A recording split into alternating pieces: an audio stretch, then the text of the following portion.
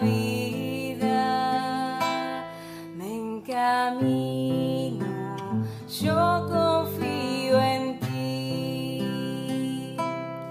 Llama viva para mi esperanza, que este canto llegue hasta ti. Seno eterno de infinita vida, me encamino, yo confío en ti. Toda lengua, pueblos y naciones, hayan luces siempre en tu palabra. Hijos, hijas, frágiles, dispersos, acogidos en tu Hijo amado. Llama viva para mi esperanza, que este canto llegue hasta ti. Seno eterno de infinita vida, me encamino, yo confío en ti. Dios nos cuida, tierno y paciente, nace el día, un futuro nuevo, cielos nuevos y una tierra nueva. Caen los muros, gracias al Espíritu. Llama viva para mi esperanza, que este canto llegue hasta ti. Tras la conclusión del sínodo en octubre de 2024, el Papa Francisco aprobó el documento final del mismo, aceptándolo como doctrina de la Iglesia. En mayo, la oficina del cardenal Gregg publicará las directrices para la preparación de la Asamblea en 2028, y en octubre de este mismo año se celebrará un jubileo de los equipos sinodales. A lo largo de 2027, a nivel diocesano, tanto nacional como internacional, se celebrarán diversas asambleas de evaluación que contarán con diversos encuentros continentales programados para principios de 2028. Gregg destacó el papel esencial de los equipos sinodales, locales compuestos por sacerdotes, diáconos, consagrados y laicos, que trabajan junto con sus obispos. El objetivo es ayudar a la Iglesia a caminar en estilo sinodal, escribió Gregg. Nel documento finale Después de 2 años, el sínodo sobre la sinodalidad terminó con una sorpresa. El Papa Francisco anunció el pasado sábado que no escribiría una exhortación post-sinodal. non intendo pubblicare una esortazione apostolica. El Papa explicó que quería reconocer el trabajo realizado por la Asamblea Sinodal y que no veía la necesidad de escribir una exhortación apostólica, puesto que el documento final del sínodo ya proporcionaba indicaciones muy concretas para la Iglesia. El documento final del sínodo se ha publicado este 26 de octubre. Cada uno de sus 155 puntos ha sido aprobado por mayoría de 2/3 de la Asamblea. Entre ellos, el Papa aprobó una nueva propuesta. A partir de ahora, antes de publicar documentos normativos importantes, los dicasterios previamente deberán consultar a las conferencias episcopales, siempre que los asuntos no afecten a la doctrina de la Iglesia. Cari fratelli e sorelle, Al día siguiente, el pontífice concluyó los trabajos en Roma del mismo modo que los inauguró, con una celebración eucarística. Más de 5.000 personas se reunieron en la Basílica de San Pedro para la Santa Misa. fratelli, sorelle, Hermanos y hermanas, no a una iglesia sentada, sino una iglesia en pie. No a una iglesia silenciosa, sino una iglesia que abraza el grito de la humanidad. No a una iglesia ciega, sino a una iglesia iluminada por Cristo, que lleva la luz del Evangelio a los demás. No a una iglesia estática, sino una iglesia misionera que camina con su Señor por las calles del mundo. che cammina con il Signore lungo le strade del mondo.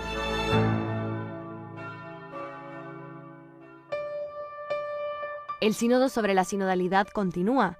Desde su cama en el hospital, el Papa Francisco ha aprobado una asamblea eclesial especial para octubre de 2028.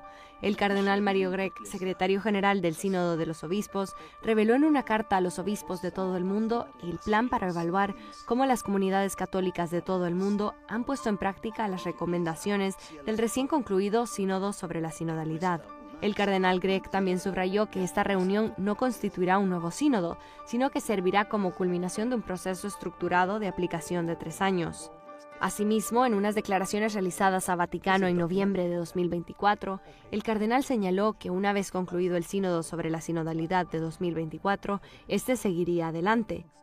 El sínodo ha concluido, pero todavía hay grupos de trabajo que actualmente están... No estoy seguro de que haya concluido. No cree que haya concluido. Entonces, esta podría ser otra pregunta. También necesitamos un momento para reunirnos de nuevo y hacer una evaluación. Llama viva para mi esperanza. Ahora pasamos al modo presencial. A partir de hoy, distintos grupos de alumnos van a presentar cada uno de los 5 capítulos que tiene el documento. Lo que aclaro, que lo aclaré la semana pasada, que se trata de un formato que se llama clase abierta. ¿Qué es una clase abierta?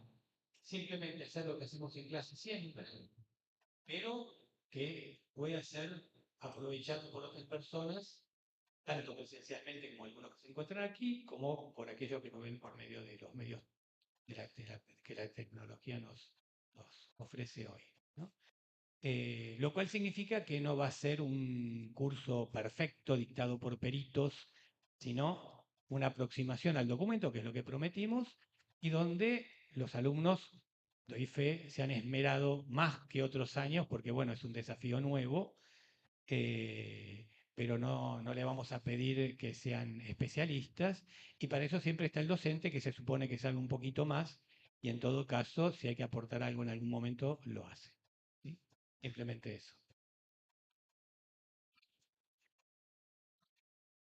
Buenas tardes, mi nombre es Mabel, estoy cursando tercer año en la materia pastoral y estamos presentando primera parte del documento de final del sínodo. Bueno, acá junto con mi compañera, que también se va a presentar. Bueno, buenas noches para todos. Mi nombre es Nora. Bueno, como ya dijo mi compañera, somos de tercer año. Pertenecemos acá a la Casa de Estudios de Pedro Goyena. Y bueno, con alegría acá presentes. Bien, como en la clase pasada del jueves, el profesor Fasari comenzó con la exposición de la introducción de este documento, nos comentó que cada parte está como iluminada o encabezada con una cita bíblica. Esta no es la excepción, así que vamos a leer para poder comenzar con este capítulo. El primer día de la semana, de madrugada, cuando todavía estaba a oscuras, María Magdalena fue al sepulcro y vio que la piedra había sido sacada. Corrió al encuentro de Simón Pedro y del otro discípulo al que Jesús amaba y le dijo: se ha llevado al Señor y no sabemos dónde lo han puesto. Palabra de Dios.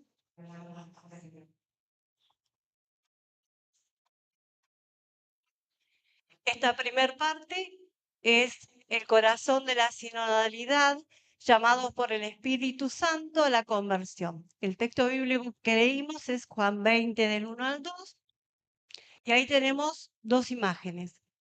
En esta parte, lo que destaca y lo que tenemos que tener bien presente es que hay 3 tipos de búsquedas. Cada uno de los discípulos, que en este caso son 3, está María Magdalena, Pedro y el discípulo amado, buscan al Señor de maneras distintas.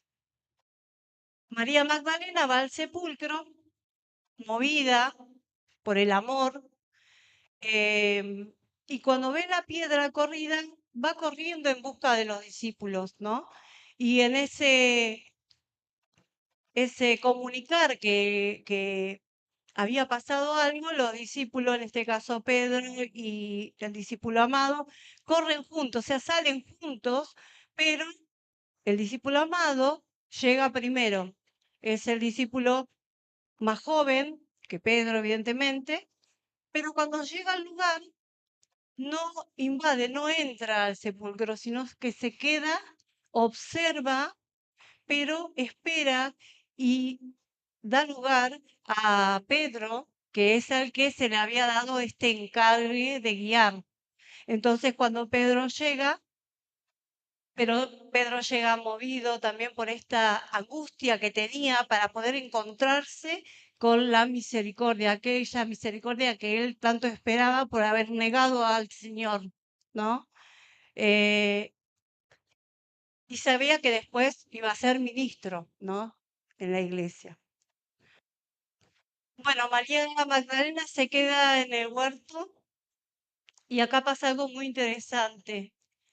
Oye, reconoce que la llaman por su nombre y reconoce que es la voz del Señor. Y no solo eso, sino que también sabe que la envía a anunciar la resurrección a la comunidad de discípulos. Y María Magdalena hace, evidentemente, esto es lo que Jesús le pide. Este anunciar al resucitado implica encontrarse con aquel que trae la paz al mundo, aquel que nos da su espíritu, resucitado que nos da la verdadera libertad, el resucitado que nos muestra el verdadero rostro del Padre. Y es el fin último de todos nosotros, de las personas, ¿no? Bueno,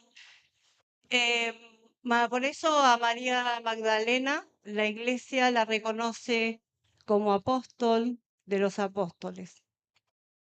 Este vínculo o este hecho es como el corazón de la sinodalidad, porque ella escucha al Señor, primero movida por una búsqueda, después lo escucha, que la llaman por su nombre, y después enviada. La iglesia existe por eso y para eso. La iglesia existe para anunciar al mundo esta resurrección, este hecho, este acontecimiento, anunciar a este Jesús resucitado que trae la salvación al mundo.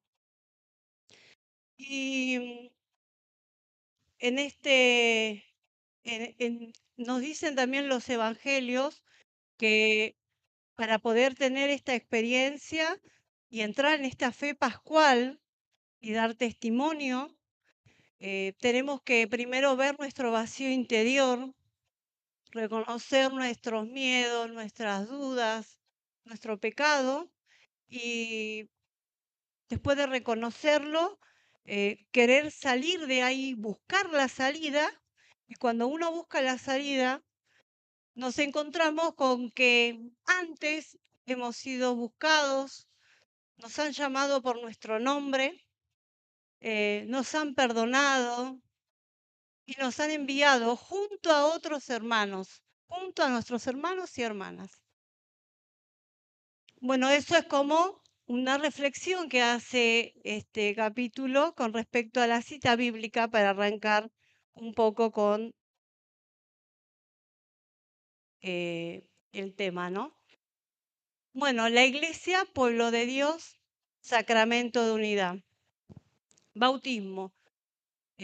Pusimos ahí identidad del pueblo de Dios, porque a través del bautismo que se da en el nombre del Padre y del Hijo y del Espíritu Santo, empezamos a ser parte de este pueblo de Dios.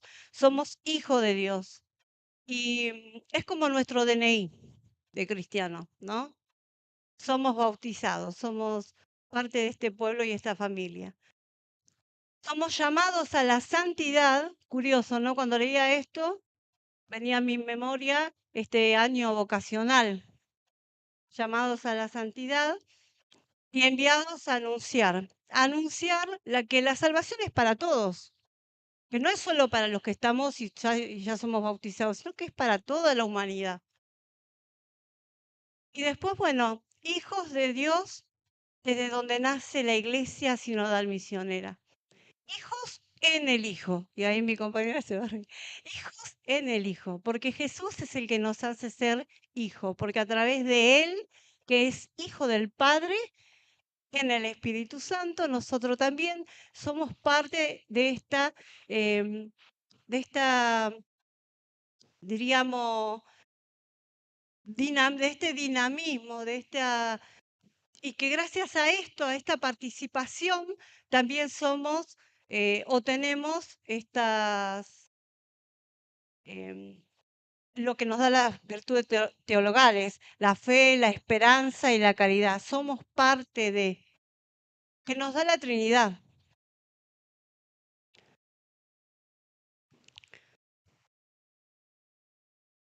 Bueno, somos parte de un pueblo santo de Dios, y acá habla de una comunión fideu. Está en latín.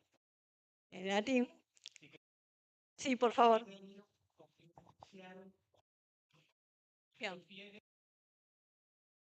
Bien, bueno, acá en este punto lo que hablaba del documento es que como somos parte de este pueblo, somos comunión como iglesia, pero a la vez somos también comunión o sea, todos los fieles como comunión de iglesia, pero también estamos con los obispos, el clero. em, Y bueno, y habla de esta multiforme, ¿por qué? Porque dice comunión multiforme, porque acá habla del obispo de Roma, que es en un primer momento es Pedro a quien se le deja el encargo, pero después también sus sucesores, ¿no? Y gracias a esa imagen del Papa se ve la unidad de la iglesia. Una iglesia pobre, donde están todos los marginados y excluidos, y es el rostro y la carne de Cristo.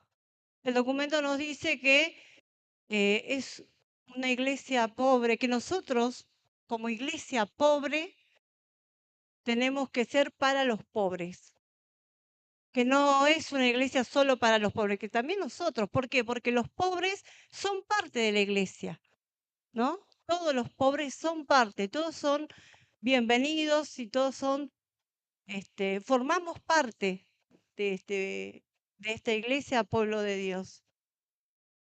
Y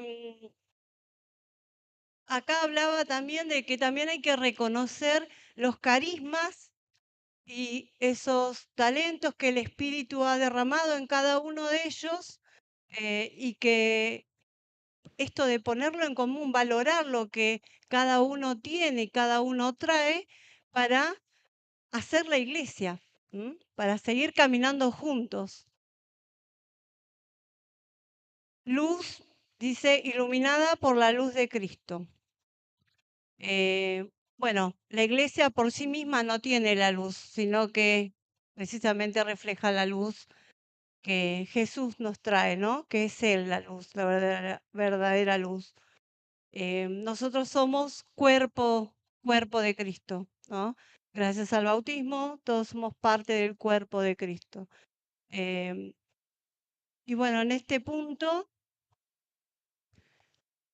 citaba eso y hablaba también de que a imagen de María,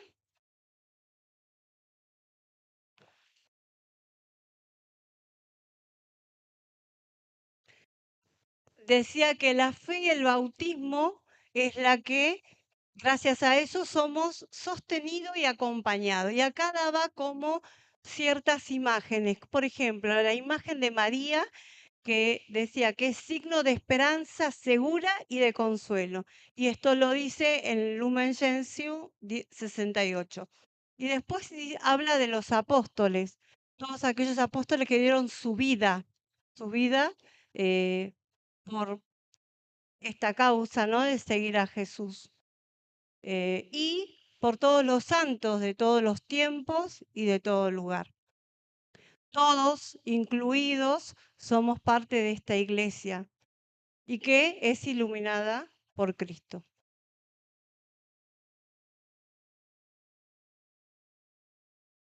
Las raíces sacramentales del pueblo de Dios. Bautismo, comunión y Eucaristía. Bueno, del bautismo habíamos hablado algo ya, ¿no? Y decíamos que lo que el bautismo nos hace es ser hijo de Dios, pero también dice que brota la identidad del pueblo de Dios. Había dicho que es el DNI del cristiano, llamado a la santidad, a la vocación, y enviados en misión para invitar a todos. Toda la vida cristiana tiene su fuente y su horizonte en el misterio trinitario.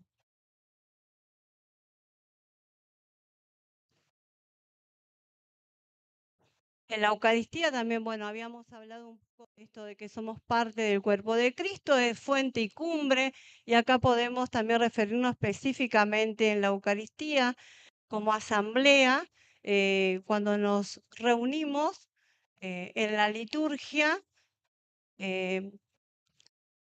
es donde realmente estamos todos gracias a la unidad que el Espíritu Santo nos hace, ¿no?, como unidad y pueblo de Dios.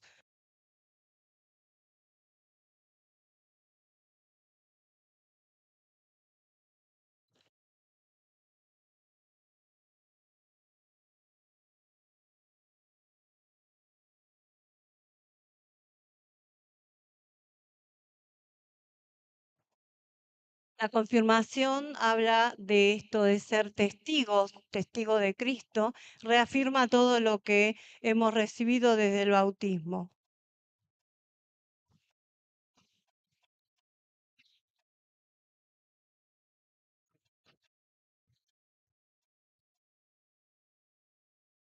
Bueno, el significado y dimensiones de la sinodalidad. Bueno, hay dos aclaraciones antes de que comience mi compañera. El documento nos habla de sinapsis y de sínodos. Y hay dos aclaraciones porque si bien están orientadas, ambas tienen distinto fin, de cierta forma. Los dos, sinapsis significa en griego reunión. Y está desde antigüedad se lo toma como lo que sería la misa en sí, la asamblea eucarística. En los dos, lo que tenemos que tener bien claro, en las dos asambleas, está presente Cristo. ¿Por qué? Porque dice donde dos o más. Bueno, retomando un poco lo que compartía Mabel, la definición de sínodo es el acontecimiento, ¿no?, el hecho de reunirnos para dialogar, discernir y decidir. Esto que compartía recién ella, en esta búsqueda de la iglesia de acercarse a las personas, ¿no?, y mostrar una iglesia como hogar, reunidos con Dios, ese espacio de amor con Dios. Y la sinodalidad, llegamos a la sinodalidad después de un proceso, como decía la primavera, ¿no?, en esta búsqueda de ir acercándonos a la humanidad, a las personas. Y esa sinodalidad es el caminar juntos con Cristo hacia el reino de Dios. Esa es la sinodalidad, ¿sí?, que nos va a presentar tres aspectos necesarios para caminar, que es el estilo de vida y misión de la iglesia, ¿no?, la forma como caminamos, ¿no?, nos mostramos en nuestro obrar, ¿no?, como nuestro obrar nos va representando en este caminar que vamos haciendo. Esta sinodalidad siempre va a ser convocada por nuestro Señor Jesucristo, ¿sí?, en el Espíritu Santo de Dios. Y que que de esta forma debe expresar también el obrar, como decíamos. Después, el otro aspecto son las estructuras y procesos de la Iglesia, que en este caso es cuando somos convocados desde los distintos niveles de la Iglesia, ¿no? Desde los niveles local, como también compartían, ¿no?, la experiencia que hemos tenido acá en la diócesis, regional y también universal, siempre al servicio del discernimiento, ¿no?, movilizados, atentos a la escucha del Espíritu. Y los eventos sinodales, también en parte de estos tres aspectos, designa la realización, ¿sí? La Iglesia es convocada en los distintos niveles, como recién decíamos, pero acompañados de nuestras jerarquías eclesiales, ¿no? Quienes nos convocan, en este caso, el Papa Francisco fue el que convocó a esta sinodalidad, y el pueblo responde de los distintos lugares, desde los distintos lugares. Y después tenemos la sinodalidad y misión, que en realidad la sinodalidad no es el fin en sí mismo, ¿sí?, sino es que la misión y la sinodalidad están íntimamente ligadas, se acompañan, se necesitan, porque si nosotros vemos a la sinodalidad, es aquella que ilumina la misión. La misión ilumina la sinodalidad impulsa la misión, ¿sí? Se acompañan. ¿Y cuál es la misión de la Iglesia? Evangelizar, ¿sí? Evangelizar, anunciar, ¿sí? Pero siempre buscando esta identidad más profunda. Recién hablábamos del bautismo, pero esta identidad de misión, de a qué estamos convocados, ¿no?, que es justamente evangelizar, siempre caminando juntos.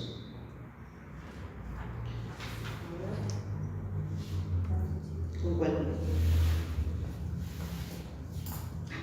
Gracias.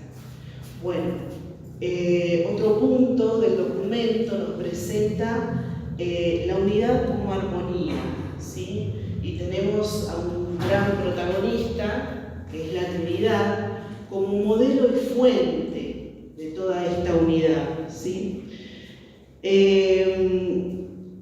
Nosotros, todos los seres humanos, nuestra naturaleza espiritual es la interrelación personal que podemos lograr con los otros y con Dios, ¿sí? Si nosotros no podemos llegar a tener estas relaciones interpersonales, es muy difícil caminar juntos, ¿no?, en esta sinodalidad.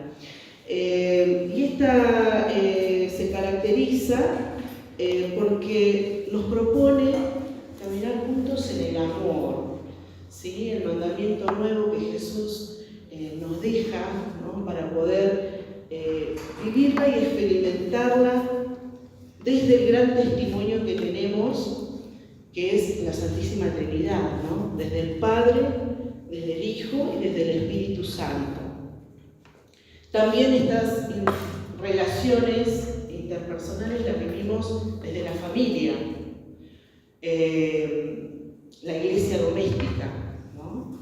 Si bien las familias, quizás muchas familias atraviesan fracturas o sufrimientos, sigue siendo la familia el espacio donde se manifiesta el amor, ¿no?, donde el lugar de escucha, de comprensión.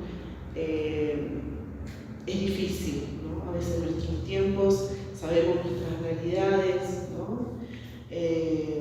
Pero sigue siendo el espacio donde se manifiesta primero este vínculo de amor, ¿sí?, entre nosotros las personas. Y para poder vivenciar estas relaciones de amor, también debemos experimentar el perdón, la confianza, ¿sí?, la reconciliación, la comprensión. También vemos ahí un punto punto importante que dice: el proceso sinodal es donde el Espíritu Santo suscita carismas y misterios. Sabemos que el Espíritu Santo es uno solo, pero es el Espíritu el que derrama en todo el pueblo, ¿sí?, variedad de dones y ministerios. Donde muchas veces somos testigos, los que participamos activamente de una comunidad, cómo se manifiestan esos dones, ¿no? Y lo importante que es para construir, ¿sí?, y llegar a la plenitud, que es la unidad, ¿sí?, como esos distintos dones van a construir esta unidad, ¿sí? Y quien debe cuidar de que esa unidad se dé en armonía es nuestro pastor, el sucesor de Pedro, ¿no? También encontramos el diálogo interreligioso, ¿sí? Bueno, tenemos al Papa Francisco con varias personas de distintos cleros, ¿no?, de distintas religiones, y ahí encontramos la pluralidad de pueblos y ritos. Sabemos que a lo largo de la historia encontramos distinta diversidad de culturas, ¿no?, de patrimonios teológicos y espirituales, pero bueno, siempre buscando el bien común. Y esta es la unidad, dice, que nos une a Cristo, ¿sí? Cuando buscamos el bien común, siempre está Cristo presente en esa unidad como maestro de la armonía, ¿sí? Y acá esta parte me gustó mucho, porque la unidad no significa la uniformidad, sino la integración, ¿no?, de todos ellos. Y bueno, también se reafirma el compromiso de la Iglesia Católica para intensificar el camino ecuménico, ¿sí?, de las distintas religiones. Que el documento manifiesta que estas convocatorias que se hicieron a lo largo del tiempo enriqueció mucho las distintas asambleas que se fueron celebrando, ¿no? Y hace una representación muy bonita, lo representa como una orquesta. Los distintos instrumentos, con sus distintos sonidos, ¿no?, forman la armonía de la música, al igual que las voces, con sus distintos rasgos, ¿sí? Y este espíritu del pueblo de Dios, que es guiado por el director de la orquesta, ¿no?, el sucesor de Pedro, ¿no?, nuestro Papa.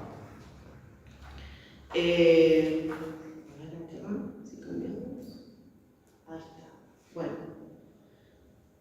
acá vemos también, nos presenta el documento la espiritualidad sinodal, y dice que la espiritualidad sinodal brota de la acción del Espíritu Santo, ¿sí? Voy a leer textual las palabras de Francisco. Dice: el Espíritu Santo es un guía seguro, y nuestra primera tarea es aprender a discernir su voz, porque habla en todos y en todas las cosas, ¿sí? Entonces, la espiritualidad sinodal siempre nos va a exigir paciencia, disponibilidad de perdonar, de ser perdonado también, ¿sí? Y también esta necesidad de sentirnos acompañados. Solos no podemos hacer nada, siempre necesitamos al otro que nos acompañe a caminar. Porque si nosotros no buscamos este acompañamiento o la formación que también es necesaria para poder discernir, solo se va a convertir esta sinodalidad en un documento organizativo, ¿sí? Perdemos de la vivencia, de la experiencia. Después tenemos acá conversar y conversión.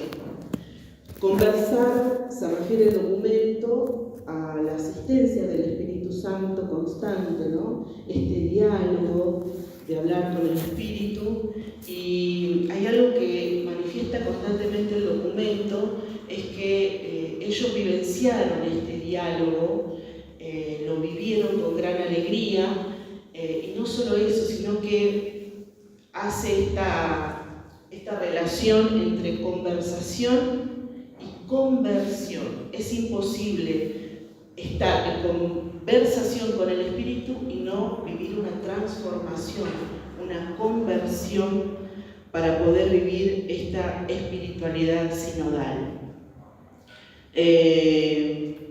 Y bueno, estamos llamados también a la práctica del mandamiento del amor, ¿no? Que es recíproco y es lugar de encuentro con Dios, ¿sí? Esta conversación, esta conversión nos lleva también a la reconciliación, ¿sí? Al diálogo. Es necesario que podamos sanar y reconstruir, ¿sí? Y hay algo que también el Papa León XIV lo dijo constantemente y los encontramos también en el documento, es esto de reconstruir la confianza en la Iglesia, ¿no? Sabemos que la Iglesia muchas veces atraviesa dificultades, ¿no? Y muchas veces también reconocer que no actuamos bien como Iglesia, ¿no? Entonces es necesario reconocer nuestro error para reconstruirnos.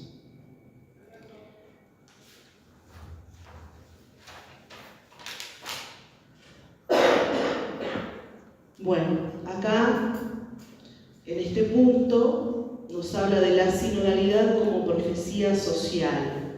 La Iglesia sinodal, estandarte entre las naciones. Esa también es una frase del Papa Francisco. Y bueno, principalmente dar testimonio de lo que vivimos, ¿no? Mostrar en obras lo que vivimos dentro de esta sinodalidad.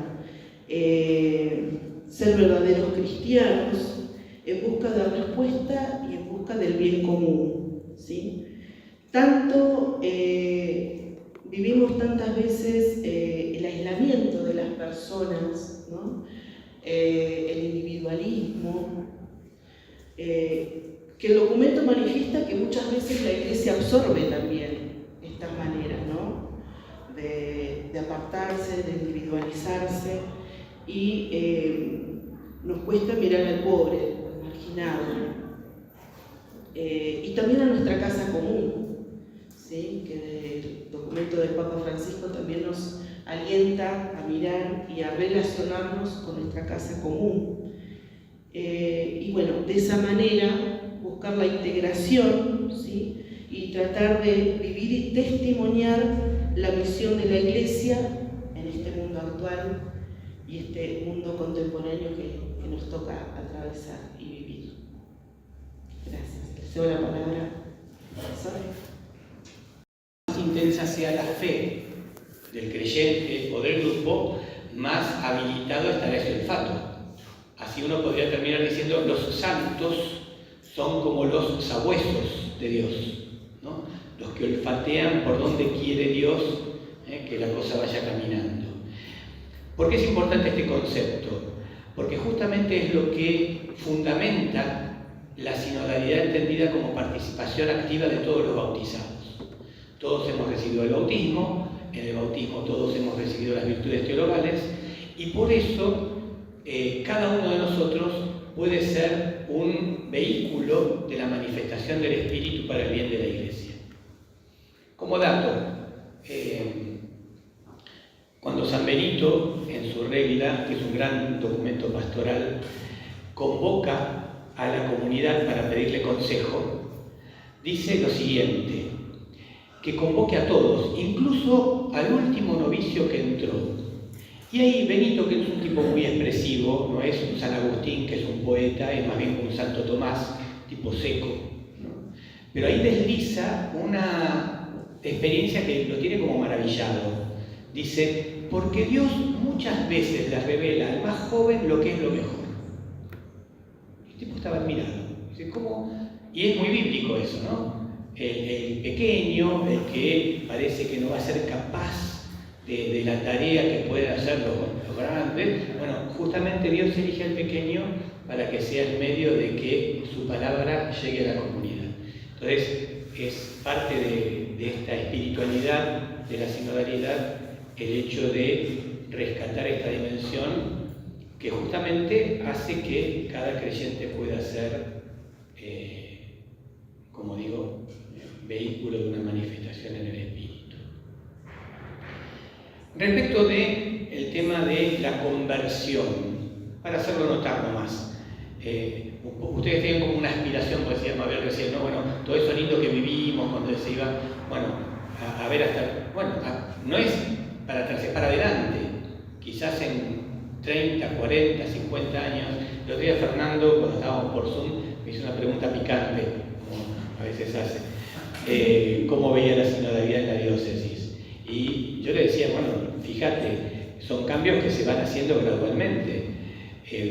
Recordemos lo que tenemos un poco de juventud acumulada, lo que era el perfil promedio de un cura hace 50 años y el perfil promedio de lo que es un cura ahora, ¿no? Mucho más fraterno, mucho más cercano, mucho más dialogal, más director de orquesta, ¿sí? Que solista, que era un poco el modelo tridentino, ¿sí? Entonces, eso para decir también una pequeña corrección. Cuando habla del director de orquesta, es una frase que viene de San Basilio. San Basilio había sido obispo de los primeros siglos, donde el Papa no tenía mucho peso específico como tuvo después en el segundo milenio, como decíamos la semana pasada, ¿no? Así que todo pastor, el presbítero, empecemos a dejar de decir sacerdote, porque la palabra sacerdote tiene una connotación eclesial que es tridentina, porque justamente en controversia con los hermanos evangélicos que rechazaban la Eucaristía, entonces se destacó en el presbítero la función de celebrar la Eucaristía. Pero el presbítero, como el obispo, el diácono y todos los cristianos, tienen un triple ministerio: profeta, sacerdote y pastor, ¿sí? Así que tiene que anunciar la palabra de Dios, tiene por supuesto que celebrar los sacramentos y tiene que cuidar de la comunidad en su propio nivel de misión. La palabra conversión es interesante porque está, de los 5 partes que tiene el documento, en 4 está en el título. O sea, muchachos, conviértanse, ¿no? Yo lo leí así, quizás tiene otras lecturas. De vuelta, los que tenemos una cierta juventud acumulada, yo ya vi con el documento de Puebla en el 79, que algunos obispos, yo en aquella época vivía del otro lado, en la diócesis de al lado, que vivía enfrente, en Quilmes. Bueno, Novak, que había estado obispo en proceso de beatificación, ¿no? Primer obispo de la historia de Argentina, que está en proceso de ser elevado a los altares. Novak, cuando vuelve de Puebla, nos pone a todos a estudiar el documento para hacerlo carne en la diócesis. En otros lados uno veía que se habían quedado con el eslogan, comunión y participación. 2 palabras que han venido a parar, gracias a Dios, también al título de nuestro documento. Pero se quedaron con el eslogan. Hacían lo mismo de siempre, decían comunión. Bueno, nosotros corremos el mismo riesgo de ponerle a todo el nombre sinodalidad y no hacer estos cambios que implica verdaderamente, ¿no? Acá tomé del número 28 al final, bien clarito, dice: la sinodalidad es un camino de renovación espiritual. O sea, hay algo que tiene que cambiar por dentro. De reforma estructural, hay cosas que tienen que cambiar en el funcionamiento de las estructuras de la Iglesia, todo eso en función de hacer una Iglesia más participativa y misionera. El tema de la conversación en el espíritu, ahí quizás como es algo nuevo, hay que profundizarlo. Hay un subsidio que se dio durante el sínodo, que yo lo podría subir a mi blog, por ejemplo, ahí para Jorge Fasari blog, pones ahí, tenés millones de cosas, lo puedo subir ahí. Pero se puede buscar, sínodo 21-24, método de la conversación en el espíritu. Cuando lo leas, si tenés un poco de formación en espiritualidad, vas a ver que tiene un aroma jesuita, ¿sí? Pero en realidad, si uno conoce las tradiciones espirituales paralelas, tiene mucho que ver con un consejo que da Santo Tomás de Aquino, que dice exactamente los grandes rasgos: hacer silencio interior para escuchar al otro, sin pensar de antemano lo que le voy a decir, silencio, porque muchas discusiones o faltas de acuerdo empiezan o siguen porque no nos escuchamos. Y porque cuando el otro está hablando, en vez de escucharlo, yo estoy pensando en mi respuesta y no me doy cuenta que lo que está diciendo es exactamente lo mismo que pienso yo, con otras palabras, o casi casi. Pero estamos más cerca de lo que podría parecer, ¿no? Luego, decir lo que nos une y finalmente decir, de esto tenemos que hablar. Es un consejo que da Santo Tomás. Y en la tradición benedictina hay algo parecido, ¿sí? Así que en ese sentido, el padre Bernardo Olivera, abad y luego abad general de la Orden Trapense durante casi 20 años, a quien tuve la gracia de tener como maestro de novicios, siendo abad general, en la carta que mandó a toda la Orden Trapense en 2004, la vida de comunidad, en comunión, etc., decía: la calidad de la comunidad depende de la calidad de la comunicación. Y cuando digo comunicación, hablo de dos cosas: escucha y silencio por un lado, y palabra y respeto por el otro. O sea, ahora, cuando vos haces el método de la conversación en el espíritu, incluso establece hasta tiempos, es una dinámica. Pero es una dinámica que está en orden al que surja de la conversación lo que quiere el Espíritu de Dios. Que escuchándonos, escuchándome, mirando mis movimientos interiores, ahí aparece un poquito San Ignacio, ¿no? El discernimiento de espíritus y qué me pasa a mí, qué le pasa al otro, con lo que yo digo, con lo que él me dice, pero en 3 rondas de conversación que están pautadas, en un par de horitas, puede ir como despuntando lo que puede ser la voluntad de Dios para la comunidad. Así que eso hay que, digamos, cuando veamos el 4º capítulo, que ahí van a estar las 3 herramientas concretas de la sinodalidad, ahí va a aparecer de lleno una de esas 3, que es la conversación en el espíritu, y podremos explayarnos más ahí.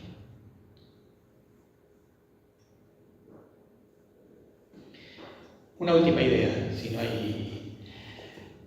Para mí, decir que uno se especializó en Trinidad es como decir que uno se especializó en el infinito, o en el universo de los agujeros negros. O sea, no podés saber mucho de lo que es ese misterio infinito.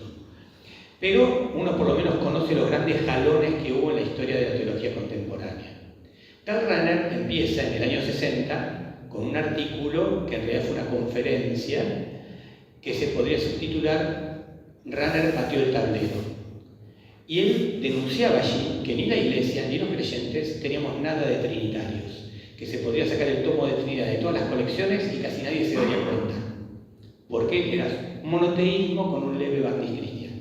Propone un axioma, que lo llamó el axioma fundamental, y el gran mérito que todo el mundo lo reconoce a Rahner es haber reiniciado la discusión y la instalación de la centralidad de la Trinidad en la teología y después en la vida de la Iglesia contemporánea. Yo creo que esto de la sinodalidad termina siendo parte del efecto Trinidad que el Espíritu Santo desata allí, 1960. Siempre que se empieza un trabajo de teología trinitaria contemporánea, el mojón es Rahner 60. Ahí arranca todo. Después se debate hasta la Comisión Teológica del 81, que corrige con datos de Lafont, otro gran teólogo de la época, a lo que Rahner había propuesto, pero creo que ese ir recuperando la dimensión trinitaria de la Iglesia, que es el paradigma supremo de la comunión, unidad en la diversidad, es como que ha ido permeando la vida de la Iglesia y ahora está tocando hasta las fibras estructurales, la voluntad de conversión, ¿sí? Y que el efecto ecuménico es eso, darnos cuenta de que no hay una sola buena manera de ser cristiano, ¿sí? Así que, como decía, es una frase que atribuyen a Agustín, porque como Agustín escribió tanto, ¿quién va a ir a buscarlo, ¿no?